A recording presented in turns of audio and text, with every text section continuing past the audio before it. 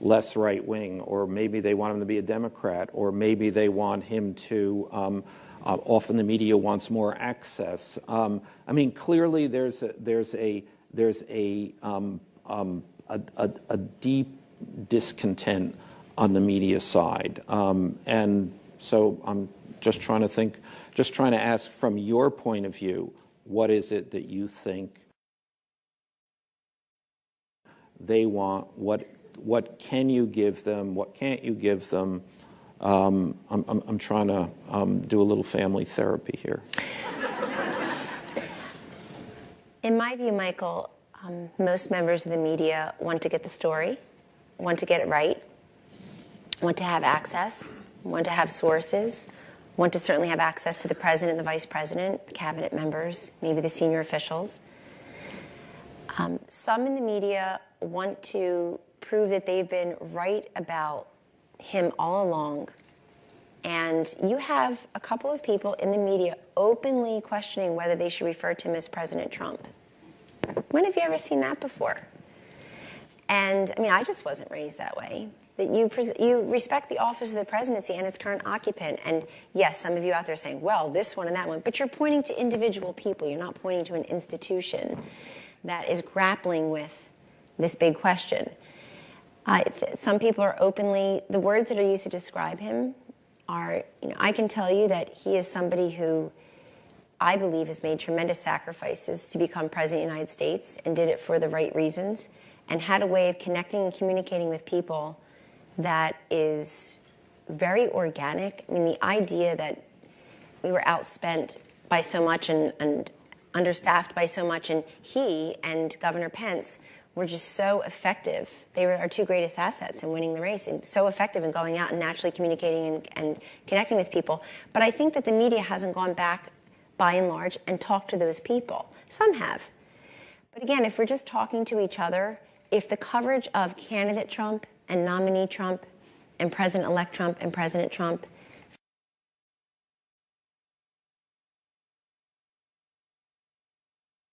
feel and look relatively the same, then I'd say we haven't really progressed into how to cover him as a president or an administration. If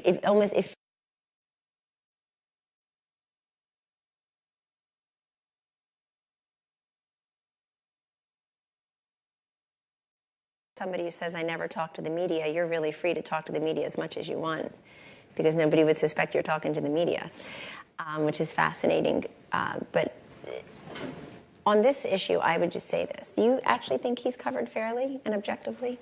Do I think? I think not at all. I think democracy dies in darkness. Every time I look at this, I think, oh my God. No, from my point of view, as someone who literally writes about this, I think that we're in totally uncharted territory. But having said that, this administration is more media crazy than any I've ever watched. I mean, you talk to the media all the time. You want coverage all of the time. You hurt when the coverage is bad. So there's this interesting kind of thing. And it goes the other way too. Obviously, the media hates you but can't get enough of you. You hate the media but can't get enough of the media. Is you the administration you're talking about? Because yes. You're looking at me. Yes. Yeah, I just think of you as. I don't really hate anyone. I have 4 kids. You can't scare me. I have 4 kids. There you go. So. We're scared together. So again, I think these are overgeneralizations, and I don't want to overgeneralize the relationship with the media or the media writ large. I see the White House press corps. A lot of folks work really hard and are there pre-dawn, they're post-dusk. They try to get the story, et cetera. But I guess I am surprised at, and I know there's clickbait and viral interviews and all that, but I am surprised when we constantly see the same words used to describe the administration or the president, or you'll have the cabinet secretaries on the Sunday show, something I've been advocating for months, and I'm very happy to see them out there. And then they'll give these great interviews, and the headlines will immediately be struggled to explain or contradicted, or those are already written. And again, what people really want to know out there is, what did they say and what does it mean? And why should I care? And people will go find the news if they can't find it in the news. They just will. That's an advantage people have now. But when you say, when you talk about the hostile relationship, I mean, the free and fair press, that comes with responsibility, though, to be fair as well as just free. I mean, it comes with a certain responsibility. And if you read people's Twitter feeds, I'm telling you this is very important. I talked about it first in during the campaign on a morning show. And I know Jim Vandehei talked about it after that on a morning show. But it's a very important point, because it would never pass editorial muster. It just wouldn't. And if it says tweets are my own and it's 10:15 a.m. and you're in the building where you work, tweets are not your own. People see you as the person who then goes on TV later and is covering this presidency objectively, where you've spent an hour of your day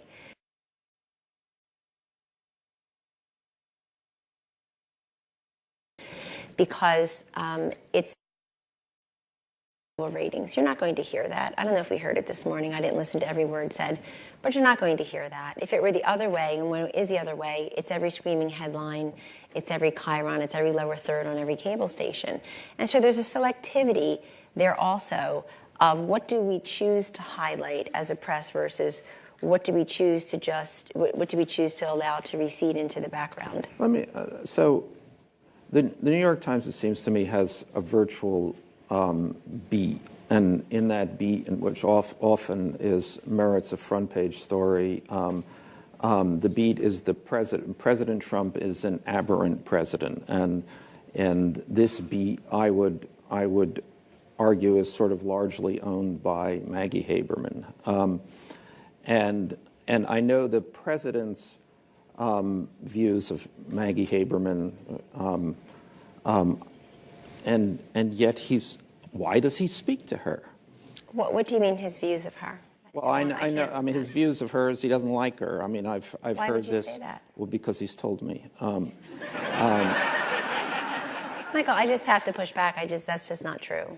I think it's inappropriate to say who the president does not like, respectfully. And you just made my entire point about how he's covered like he's, a guy sitting next to you on the bus. He's the president of the United States, and he obviously respects her because he gave her an interview last week. No, well, that's what I'm asking. She's one of two journalists he called right after the health care bill was billed. Totally, and I'm wondering why she literally writes.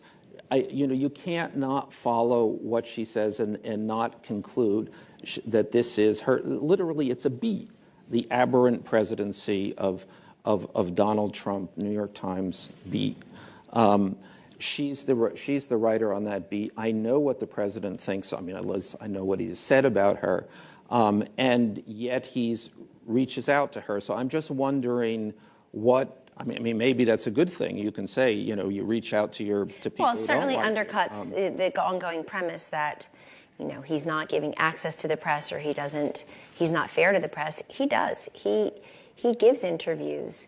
But I just have to back up because you've mentioned somebody by name who I regard as a very hardworking, honest journalist who... Yeah, no, it's on me. You didn't mention No, she's a very hardworking, honest journalist who happens to be a very good person, a mom of three who works hard, who seems ubiquitous in print and on TV. And I think just had a really nice profile written about her. But since you mentioned somebody by name, it just felt a little uncomfortable. But look, Donald Trump is somebody who, as a businessman, as a successful businessman, as a very well-known New Yorker, who bet on New York and had vision when no one else would, who's a master brander, who is successful in television, he is somebody who has always dealt with the press. This is not unusual, unfamiliar, uncomfortable for him at all. He's a natural with the press.